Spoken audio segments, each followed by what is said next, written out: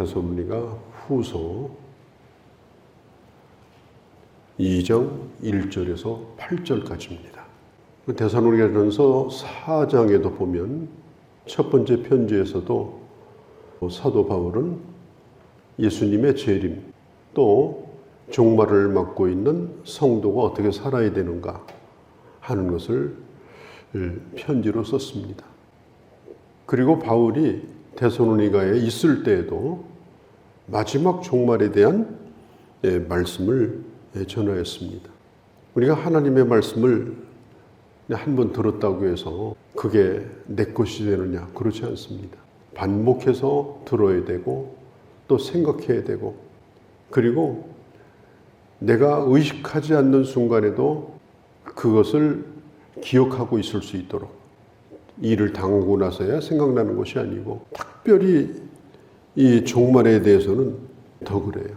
그 어떤 것보다도 우리는 이 종말에 대한 이 바른 지식, 또 종말에 대한 이 바른 신앙, 그리고 바른 확신, 이걸 가지고 사는 게 매우 중요해요. 왜냐하면 지금도 약한 사람들을 은밀하게 유혹을 하고 있기 때문입니다. 잘못된 종말론에 빠지면 깨어서 기도하고 이것이 아니에요. 두려워합니다. 겁을 냅니다. 구원의 기쁨도 빼앗깁니다. 끊임없이 협박을 당합니다. 그래서 신앙생활이 다 망가져 버리는 거예요. 우리가 기억할 것은 요한계시록을 하나님이 기록하게 해주신 이유도 겁을 주려고 기록한 게 아니에요. 무슨 666이니 무슨 짐승의 수니 이런 것에 빠져서 겁을 먹고 전전긍긍하도록 주신 말씀이 아닙니다. 계시록을 기록할 때 그때 당시 교회는 어마어마한 핍박을 받았습니다. 눈앞에 짐승의 세력이 있었어요. 눈앞에 이 바벨론에 어마어마한 이 음죄의 세력이 있었습니다.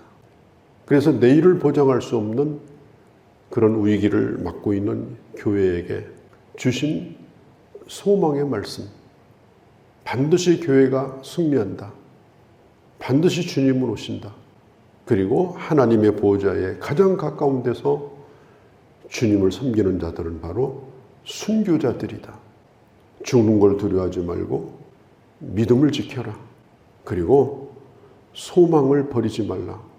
그래서 그 편지를 읽었던 사람들이 큰 소망을 갖고 기쁨으로 그 믿음을 지키게 된 것이거든요.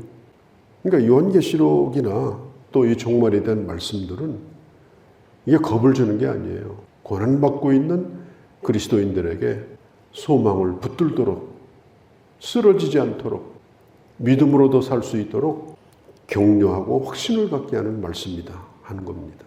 그래서 종말론을 얘기할 때 계속 겁을 주면서 시한부로 끌고 가면서 사람을 윽박지르고 두려워하게 만들고 그렇게 하는 것은, 그것은 하나님이 원하시는 종말론이 결코 아니라는 사실을 꼭 기억을 해야 됩니다. 이단 가운데 대표적인 이단이 여호와의 증인이에요. 여호와의 증인은 그 시작한 사람이 누군가 하면 본래 안식일 교인이었는데 찰스 러셀이라는 사람이 시작을 했어요. 그가 1894년에 주님이 재림할 거다, 그렇게 예언을 했습니다. 근데 1894년이 되니까 세상 끝날이 안 와요. 불발이 됐어요. 그래서 그 계산을 다시 수정을 해가지고 1914년에 종말이 온다. 이제 그렇게 가르쳤는데 그 해가 되니까 또 아무 일도 안 생겼어요. 그래서 찰스 러셀의 후계자인 레더퍼트라는 사람이 있는데, 이 사람이 또 뭘 주장하는가 하면 1914년 10월 달에 주님이 오셨는데 눈으로 보이게 오신 것이 아니라 영적으로 오셨다. 그래서 하나님 나라 우편으로 예수님은 옮겨가셨기 때문에 이제 재림은 더 이상 기다려서는 안 된다. 그렇게 주장하고 지금도 그렇게 믿고 있는 게 지금 여호와의 증인들이에요. 그러니까 우리가 객관적으로 생각하면 얼마나 허무맹랑해요. 그러니까 이 안식일교도 이 종말론의 문제가 있는데, 안식일교에서 종말론의 두려움에 빠진 사람이 이 찰스 러셀이에요. 이 사람이 안식일교에서 나와서 여호와의 증인을 만들었는데 이 사람도 또 종말론에 빠진 거예요. 그러니까 잘못된 종말론에 빠지게 되면 이단으로 흘러갑니다. 사이비가 되는 거예요. 사이비가. 그래서 성경적 종말신앙, 내일 주님이 부르셔도 천국 간다. 우리는 내일 주님 오신다 하더라도 난 걱정하지 않는다. 그래서 항상 깨어있고 늘 근신하면서 하루하루를 믿음으로 사는 걸 주님이 기뻐하는 것이지, 시간을 정해놓고 시한부를 정해놓고 그렇게 하고 살아가는 것, 그것을 주님이 원하시는 것이 아니라는 거예요. 그러니까 바울 시대나 우리가 살고 있는 이 시대가 아주 기성천외한 방법으로 이 이단들이 사람들을 미혹을 합니다.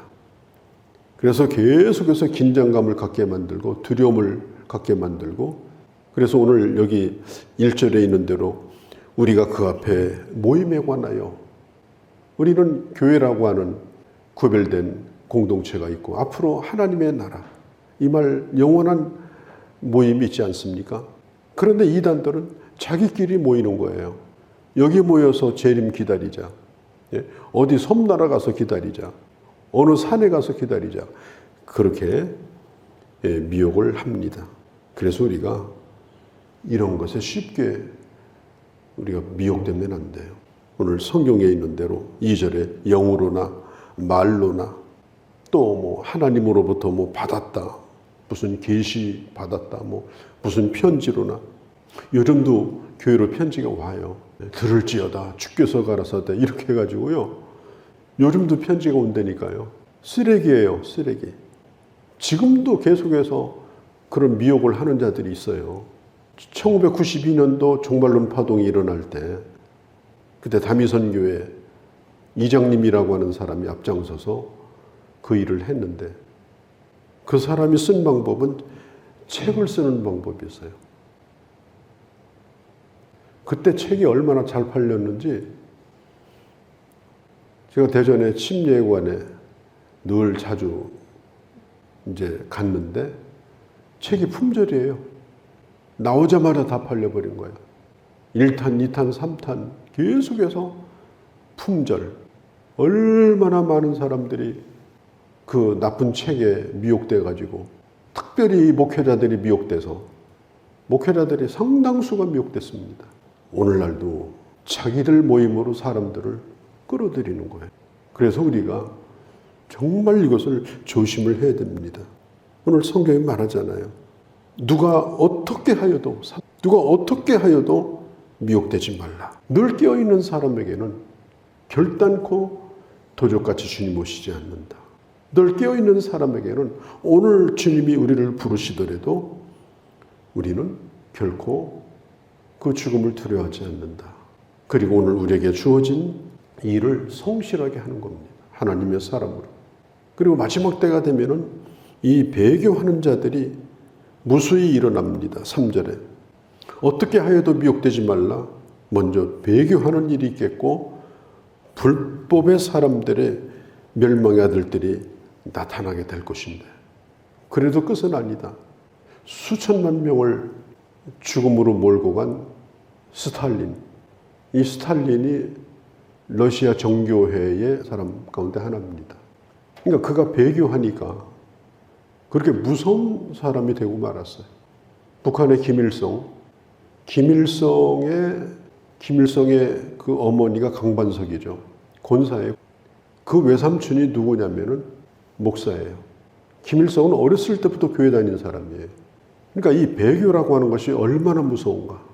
이 말세에는요, 이런 배교자가 나타납니다. 오늘날도 마찬가지예요. 교회를 핍박하는 사람들, 교묘하게 교회를 나쁘게 만드는 사람들, 어지럽히는 사람들, 교회 물먹은 사람들이에요. 저는 그런 걸 보면서 오늘날도 똑같다고 생각을 합니다. 우리가 예수를 바로 믿고 진리를 바로 깨닫고 주님의 진리에 서서 바른 신앙을 가지고 살지 않게 되면 이런 자들이 결국은 잘하고 나중에는 교묘하게 이 하나님의 교회를 허무는 일을 하게 되는 거예요. 오늘 사도 바울이 분명히 얘기합니다. 내가 이런 것을 가르친 적이 없다. 5절에 보니까 내가 너희와 함께 있을 때 이 일을 너희에게 말한 것을 기억하지 못하느냐. 이런 일이 있을 거라고 내가 얘기를 했고 또 이런 일이 생길 거라고 얘기를 했다. 미리 다 경고를 했다. 그런데 지금 다 까마득히 잃어버리고 어떻게 이렇게 미혹에 빠질 수가 있는가. 이제 그런 안타까운 마음을 지금 전하고 있는 것입니다. 마지막 때가 되면은 스스로 그리스도라고 하는 자, 또 입으로는 그렇게 말하지 않아도 자기가 하나님의 자리에 앉아서 그런 하나님 행세를 그런 하는 자들이 분명히 나타날 것이다. 바울 시대는 네로 형제 같은 사람, 사도 요한 시대는 도미시안 형제, 교회를 어마어마하게 핍박을 했습니다. 수많은 순교자들이 그때 생겼거든요. 이런 사람들이 이게 오늘 성경에 있는 이 적그리스도와 같은 사람들이에요. 불법의 사람들이에요. 그러니까 자기 입으로는 그렇게 하지 않는다 하더라도 적그리스도의 형태를 띠는 사람들이에요. 또 중세기 같은 때는 교황, 그래서 성경 위에 올라앉아 있어요. 그가 말하는 게 성경이에요. 그리고 어마어마하게 부패한 그런 종교인들이 되어서 기독교를 1000년 동안 캄캄한 암흑 가운데 가두었던 종교의 암흑 시기, 종교개혁이 일어나기 전까지 종교의 암흑 시기를 맞게 된 것입니다. 오늘날도 자기 스스로를 그리스도라고 일컫는 이런 신천지, 그 다음에 장박성전, 이 안상홍 같은 이런 자들, 수없이 그런 자들이 지금도 일어나고 있습니다. 그리고 얼마나 많은 사람들이 지금 여기에 지금 미혹이 되고 있습니다. 그러니까 성경에 나와 있는 이런 일들은 지금도 계속되고 있다. 지금도 계속되고 있다. 3절은 이렇게 말합니다. 누가 뭐라고 해도 미혹되지 말라. 그리스도가 여기에 있다, 저기에 있다. 새로운 걸 뭘 깨달았다. 그렇게도 미혹되지 말라. 그러나 우리가 기억할 것은 하나님이 하시는 이 역사의 이 거대한 프로그램, 역사의 하나님의 이 프로젝트 속에는 그 중심에 뭐가 있는가 하면 하나님의 시간표에는 교회가 중심이에요. 요한계시록도 교회입니다. 종말에도 교회입니다. 그래서 하나님은 그 교회를 지켜주시고 그 다음에 마지막 날 참교회를 거두러 오시는 거예요. 참교회를. 진리에 서서 바르게 하나님의 말씀을 배우고 들었던 참교회. 그걸 하나님이 알곡으로 거두러 오시는 겁니다. 그래서 신앙생활은 그렇습니다. 우리가 성령 중심, 건전하게 말씀을 가르치는 교회 중심, 그리고 건전한 공동체 안에서 신앙생활을 하는 것. 이것이 참으로 중요하다. 말세가 될수록 우리는 더욱더 말세 끝을 향해서 가고 있기 때문에 더 그렇습니다. 그리고 13절 이후에 보면 여기 아주 중요한 말씀이 있는데 뭘 얘기하는가 하면 형제들아 우리가 항상 너희에 관하여 감사할 것은, 여기 보면은 바울이 하는 얘기 가운데 아주 중요한 게 있습니다. 이것이 뭐냐면 하나님의 택하심에 대하여 너희를 택하사 그랬습니다. 이 하나님의 택하심에 대하여 확신을 가지고 살라는 거예요. 이 하나님의 선택에 대한 이 교리는 전도할 때 써먹는 건 아니에요.